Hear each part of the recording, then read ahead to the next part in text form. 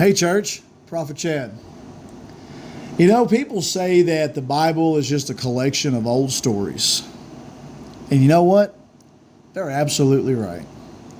But it's not just a collection of old stories. It's a history book. Always true. But even more than that is when you read these stories, you can look underneath and you can find things that explain how our everyday lives look.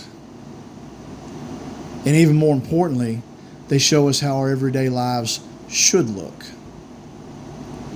The story I want to talk about right now is about a fellow named Isaac and the wells. Not whales, that's Jonah. We're talking about Isaac and the wells. Out in a dry land where survival depended on water, Isaac found himself doing something that probably felt both familiar and frustrating. The story comes out of Genesis 26. And on the surface, it reads simple, but there's a lot going on underneath. After Abraham died, Isaac stayed in the land God promised his family. There was a famine, so things weren't easy, and normally people would have run to Egypt.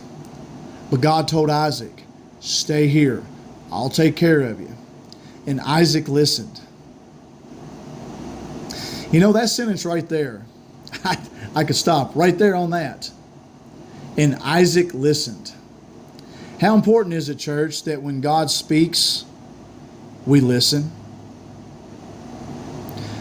So he settled in Gerar. Bear with me on these Bible names. I don't do the best at him. Among the Philistines. And God blessed him. I mean, really blessed him, big time. His crops grew, his flocks multiplied, and he became very wealthy. So wealthy, in fact, that the people around him got jealous. And that's where the wells come in. Back when Abraham was alive, he had dug wells all over that land. Wells were everything. Water meant life, survival, provision for family and livestock. It's no exaggeration to say that wells were a source of life. But after Abraham was gone, the Philistines came through and filled those wells with dirt. Didn't destroy them, just clogged them. Buried what once gave life. They literally stopped up the source. So Isaac goes back and starts reopening them. You can almost see it. Him standing over a well that used to flow, now packed tight with dirt, shovel in hand, clearing out what shouldn't be there, redigging the same wells his father made, even calling them by the same names, reclaiming what was already his inheritance. And just when the water starts to break through again, conflict. People show up, arguing, claiming it, fighting over it. So what does Isaac do? He moves on. He digs another well. Same process, same hope, same result. More strife. That first one gets named Esek, contention, argument. He moves again, digs another well. Same thing, more fighting, more opposition. He named it Sitnah, hostility. And again, he moves on. No dragging it out. No trying to win every fight. No proving a point. Just keeps going, keeps digging. And finally, one more well. This time, no argument, no contention. No one fighting him for it. Just water. Clean, flowing, uninterrupted. And he had space and room to breathe. So he named it Rehoboth, wide open space. And it almost feels quiet in that moment, like everything he went through was leading to right there.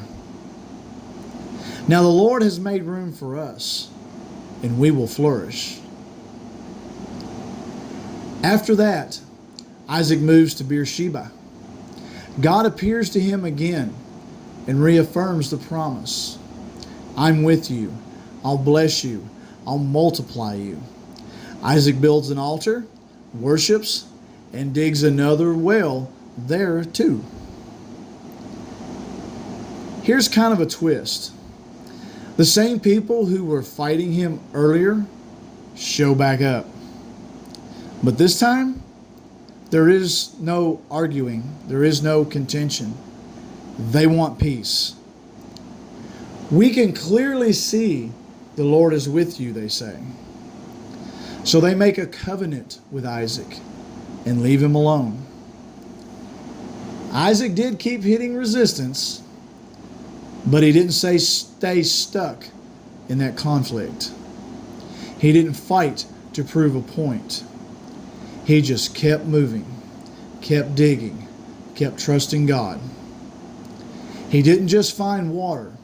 He found peace, space, and confirmation that God was with him the whole time. Persistence without bitterness. Forward movement without losing your footing.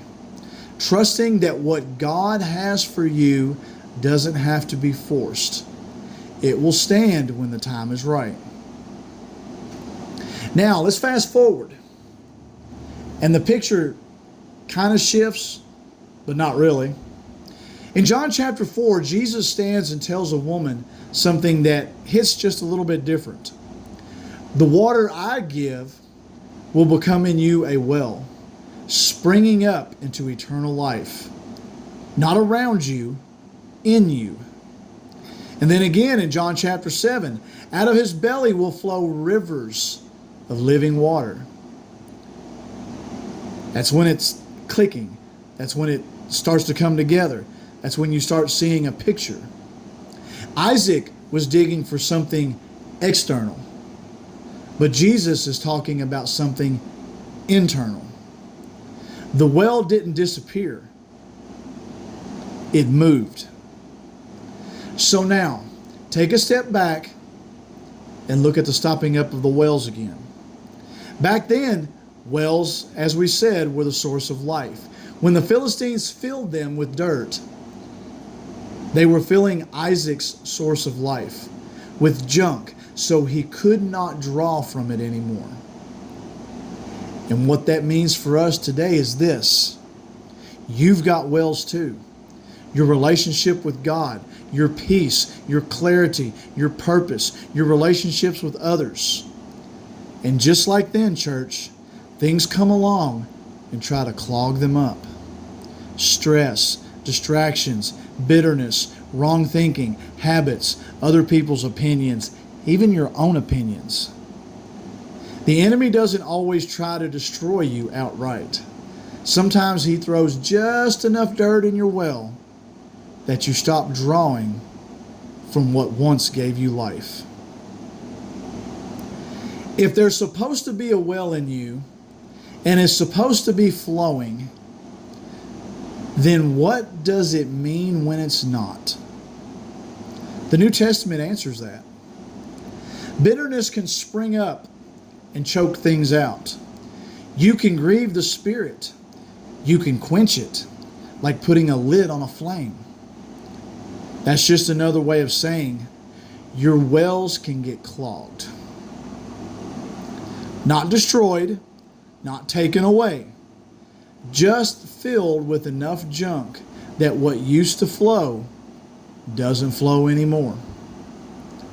And suddenly, Isaac's story doesn't feel old and dusty. Feels a little more personal, doesn't it? Because now it's not about dirt in a hole in the ground.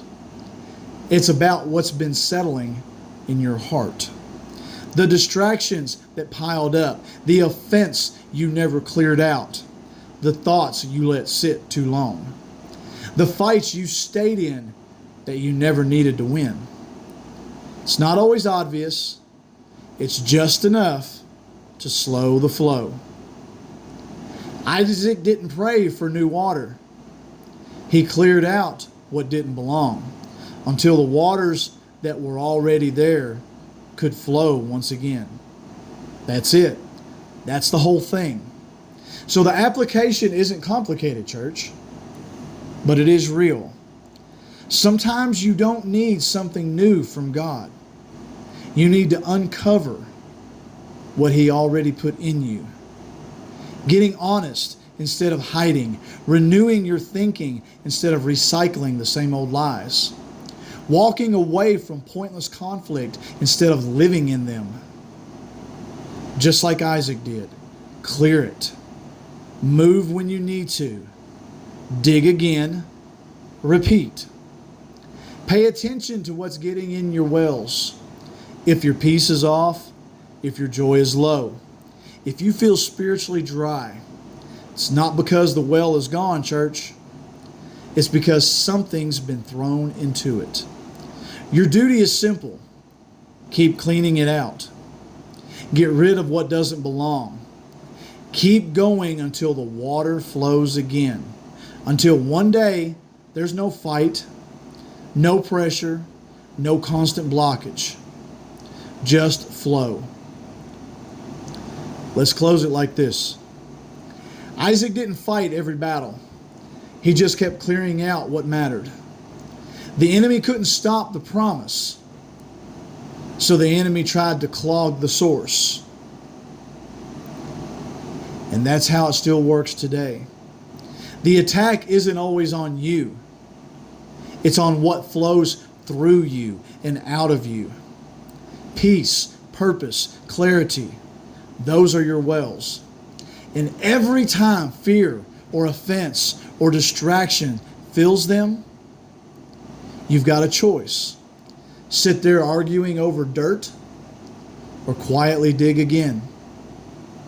Isaac walked away from strife, but never walked away from the water. Real strength isn't in defending every inch of ground. It's in refusing to let anything block what God put in you. And if it's not flowing like it used to, it's not empty, church. It's just been blocked. Yeah. Love you all.